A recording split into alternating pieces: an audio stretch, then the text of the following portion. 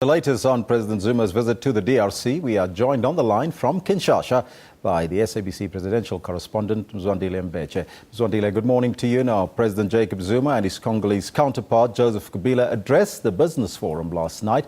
Can you briefly tell us the common messages that the two leaders drove at the forum? Thank you very much, Elvis. As you've indicated, it was one of those state visits where President Zuma and his counterpart, President Kabila, were engaged in a lot of activities. And of course, one of the last events that they addressed was the business forum. They were talking to business people from both countries. With DRC getting on its feet, I think for business people, it is prudent for them to come in and invest, because you know that 95% of the country is now peaceful. It's just those pockets of resistance somewhere in the east which are being dealt with. You know the role of South Africa as well there. South Africa has sent troops.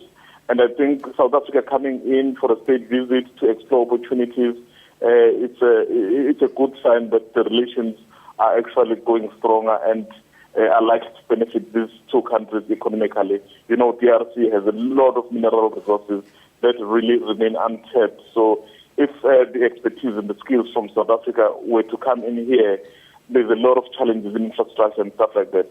So it will help a great deal. Now, President Zuma has pledged South Africa's solidarity with the DRC, as you indicated earlier. But despite sending troops to the Congo, what else did he pledge to assist the Central African country with? You know, there's been a lot of cooperation agreements signed between these two countries. In fact, over the past 10 years, it's actually been more than 30. You know that South Africa has been involved in the DRC long before perhaps President Zuma became president. I mean, during President Mandela's time, when he spoke to Mobutu then, and President Mbeki, who really did a lot of work making sure that this country gets back on its feet. And the other notable development that happened here, you know, there's been this Grand Inga Dam project that's been in the offing for a very, very, very long time. So one of the highlights of this visit was that these two countries yesterday actually signed a treaty.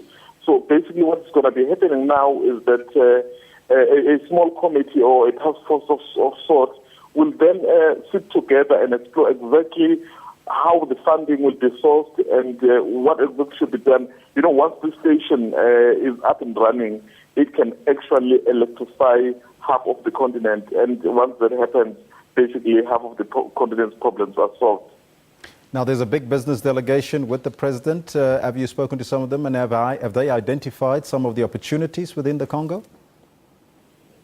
We have spoken to them, and they're very excited to be in the Congo. And the fact that the issue of security is being addressed, I think for them is a vote of confidence that they can come in here and invest.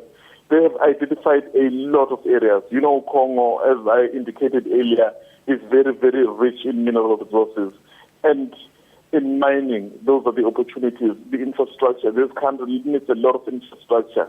So many things that the business people from South Africa can do. They can come here and impart skills. And even capacity building, you know, there's a lot of opportunities and there's a lot of room to maneuver in making sure that DRC really gets back and becomes one of the leading countries on the continent.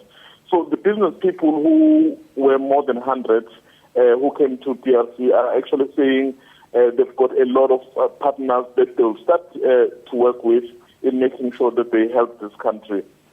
And then just lastly and very briefly, Mzwandile, it's a 2-day visit. The itinerary today, likely?